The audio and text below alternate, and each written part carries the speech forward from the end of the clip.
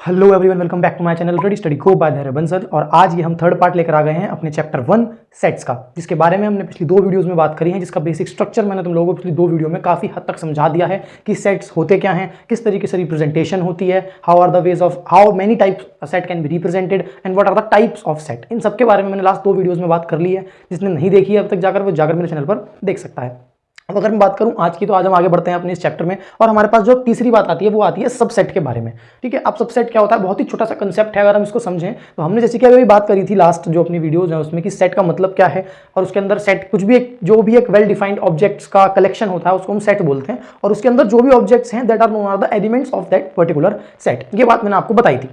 अब अगर मैं बात करूं कि सबसेट क्या होता है, मान लो मैं 2 सेट ले लिया, मैंने कहा एक सेट है ए और एक सेट है बी। ए के अंदर कुछ सर्टेन अमाउंट ऑफ एलिमेंट्स हैं, ऐसे ही बी के अंदर भी कुछ अमाउंट ऑफ एलिमेंट्स हैं। अब अगर ए को बी का सबसेट होना है तो उसकी एक ही कंडीशन है कि ए के जितने भी एलिमेंट्स हैं वो सब बी के अंदर प्रेजेंट होने चाहिए। क्या मतलब है इस बात का कि ए के जितने भी एलिमेंट्स हैं वो सारे एलिमेंट्स बी के अंदर भी होने चाहिए, तब जो है मेरा ए बी का सबसेट कहलाएगा। तो वही मैंने लिख भी रखा है कि subset is A is a subset of set B. क्या मतलब, सेट ए को मैं बी सेट का सबसेट तब कह सकता हूं अगर ए जो कि एक एलिमेंट है सेट ए का, किसका, सेट ए का। अब ए यहां पर कोई सा भी एलिमेंट हो सकता है जो कि सेट ए के अंदर हो, तो वो एलिमेंट जो है also an element of B, मतलब वो एलिमेंट बी के अंदर भी प्रेजेंट होना जरूरी है। ए के अंदर तो हो ही, साथ साथ बी के अंदर भी जरूर प्रेजेंट हो। और ऐसा नहीं कि सिर्फ एक आध एलिमेंट होने से काम हो जाएगा, ए के सारे एलिमेंट्स, मान लो अगर ए के अंदर ए बी सी और डी एलिमेंट्स हैं, ये 4 एलिमेंट्स हैं अगर ए के अंदर, तो बी के अंदर ये 4 तो होने ही चाहिए। इसके अलावा भी हो तो आई डोंट माइंड, मेजरली उससे ये क्लियर हो जाएगा कि ए जो है वो बी का सबसेट है। ठीक है, तो हम शो कैसे करते हैं, वही if A belongs to A, यानी element A belongs to set A and also element A belongs to set B. इसका मतलब है कि A is a subset of B. अब जो मैंने ये सी टाइप से बनाया है, this is basically sign of subset, जिसको मैं कुछ इस तरीके से बनाता हूं या फिर ऐसे ऐसे करके बनाता हूं, लेटा हुआ यू भी, जिसको आप समझ सकते हो। अच्छा, इसके साथ साथ ये और बातें, जैसे कि मैंने भी बताया कि भैया बी के जरूरी नहीं है सारे एलिमेंट्स ए में हो, इसका उल्टा। बट अगर इसका उल्टा भी हो जाता है तो जो है मेरा ए बी का सबसेट हो जाता है और बी ए का सबसेट हो जाता है। क्या मतलब, अगर मतलब ए के सारे एलिमेंट्स बी के अंदर प्रेजेंट हैं तो ए बी का सबसेट हुआ, और अगर बी के भी सारे एलिमेंट्स ए में प्रेजेंट हैं तो बी ए का सबसेट हुआ। इसका मतलब क्या हुआ कि ए और बी बराबर हैं। यानी कि इस तरीके को मैं ऐसे भी समझ सकता हूं कि ए बी का सबसेट है और बी ए का सबसेट है, सिर्फ एक ही कंडीशन पर। इसका मतलब होता है साइन का if and only if, I F F से भी इसको डिनोट करते हैं हम, इफ एंड ओनली इफ लिख भी दिया। ये कंडीशन सिर्फ तभी पॉसिबल है जब ए और बी सेट्स आपस में इक्वल हो। मैंने इक्वल सेट्स की बात करी थी जिसके अंदर एलिमेंट सारे सेम होते हैं, तो ऐसे ही सेट्स के केसेस में वो दोनों एक दूसरे के सबसेट होते हैं।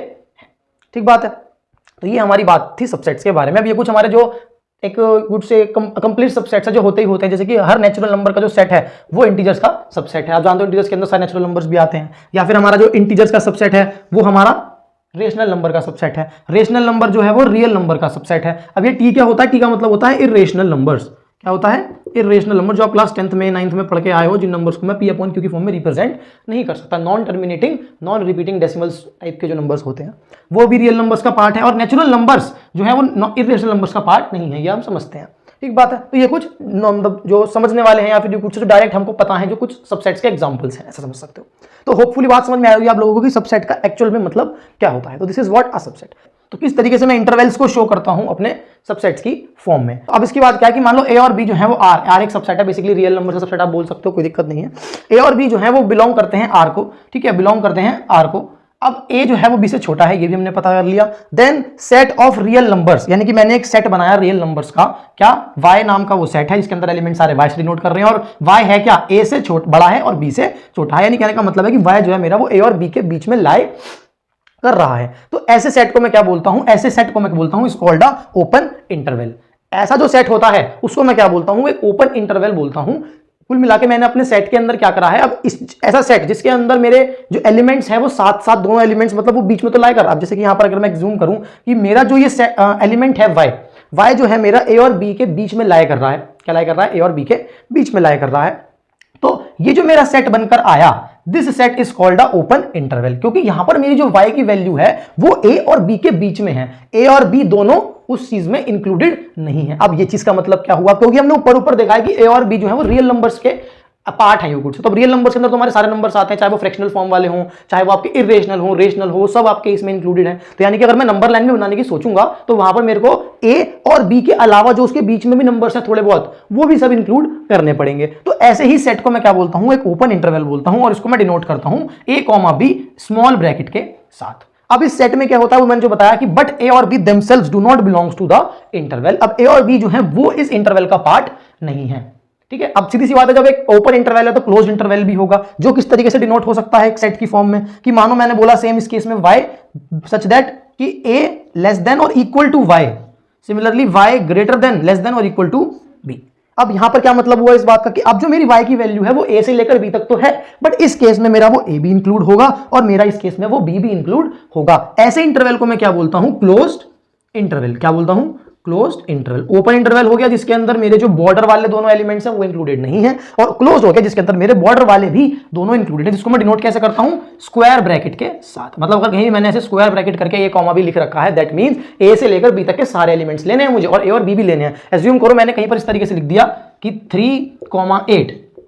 अब ये क्या मेरा 3,8 का एक क्लोज्ड इंटरवल है, ध्यान से देखना क्योंकि मैंने स्क्वायर ब्रैकेट बनाया है। तो इस वजह से क्या होगा, मेरे इस इंटरवल के अंदर जो एक सेट बनेगा वो क्या बनेगा, 3, 4, 5, 6, 7, 8। अगर ये नेचुरल नंबर्स का सेट रहेगा, बाकी अगर रियल नंबर्स का रहेगा तो फिर इसके अंदर सारे एलिमेंट्स वो इंक्लूड करने पड़ेंगे। एक बात, अब किसी किसी के दिमाग में एक बात और भी आई होगी कि हो सकता है कहीं पर ये ए इंक्लूडेड हो और कहीं पर ये बी इंक्लूडेड हो, तो उस केस में मैं क्या करूंगा, वही भी दोनों जो केसेस हैं वो भी हमारे एक तरीके से ओपन इंटरवल का ही पार्ट बनेंगे। उसको मैं कैसे दिखा सकता हूं कि like y such that a less than और equal to y but less than b। अब यहां पर आप ध्यान से देखोगे कि जो y है वो a और b के बीच में है पहले की तरह ही, बट इस बार वो a भी है, यानी a is less than and equals to. क्या मतलब वो इस बात का, a is less than and equals to y।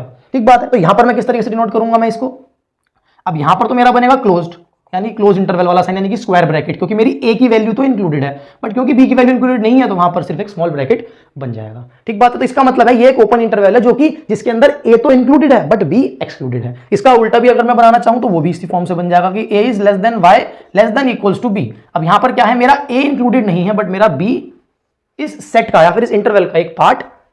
This is what the representation of intervals as subsets. तो मैंने क्या करा, यहां पर मैंने एक इंटरवल को एज अ सबसेट की तरह आपको समझाया कि अगर मुझे कहीं पर पूरा सबसेट नहीं लिखना तो मैं उसको एज अ इंटरवल की फॉर्म में भी लिख सकता हूं, ओपन या क्लोज्ड। अगर दोनों ही इंक्लूडेड नहीं है तो ओपन इंटरवल, दोनों ही इंक्लूडेड है तो क्लोज्ड इंटरवल, एक है एक नहीं है तो वो भी ओपन इंटरवल कहलाएगा, बट उस केस में हम फिर उसको इस तरीके से डिनोट करेंगे, जोन सी भी वैल्यू इंक्लूडेड है वहां पर स्क्वायर ब्रैकेट लगेगा और जोन सी नहीं है वहां पर कर्व्ड ब्रैकेट या फिर स्मॉल ब्रैकेट।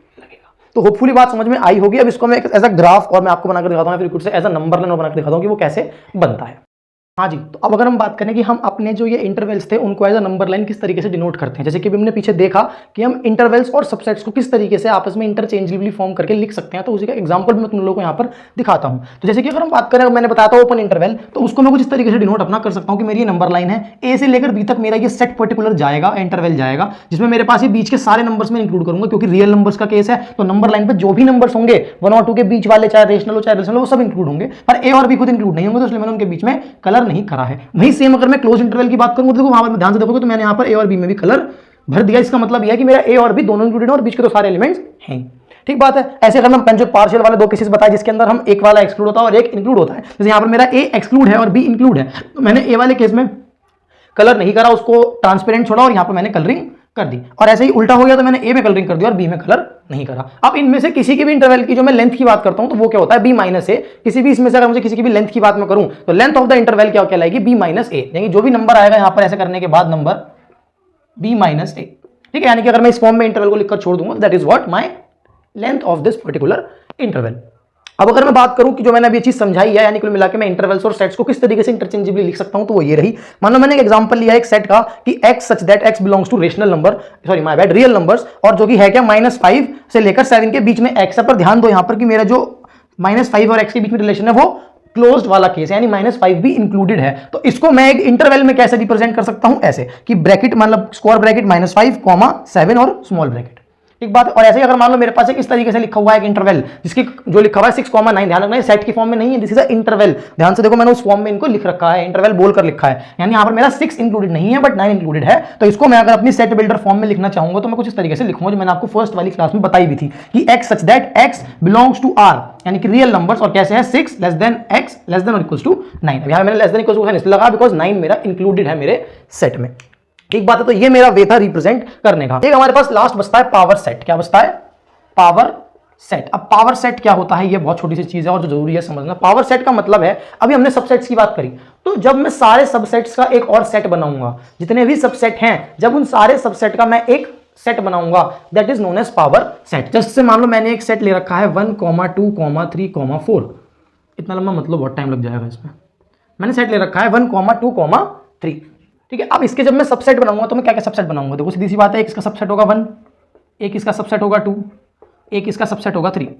एक हम जो भूल गए, एक जो हमेशा फाई तो हर के साथ चलता है ही, हमने बात करी थी कि phi is a subset of every set. एक इसका सबसेट बनेगा 1, 2, एक इसका सबसेट बनेगा 2, 3, एक इसका सबसेट बनेगा 1, 3 और एक इसका फाइनल सबसेट बनेगा जो कि ये खुद होगा। हमने ये भी बताया कि every set is a subset of itself. ये शायद से मैं सबसेट मैंने बोलना भूल गया, मैं लाइन बहुत इंपॉर्टेंट लाइन है कि every set is a subset of itself, यानी हर एक सेट अपने खुद का सबसेट भी होता है। लॉजिकल सी बात है कि 1, 2, 3 एक सेट है तो 1, 2, 3 जो होगा वो इसका सबसेट तो है ही। ठीक बात है। तो ये मेरे पास कितने आए? 1, 2, 3, 4, 5, 6, 7, 8। कितने सबसेट्स आए? 8 सबसेट्स निकल कर आए।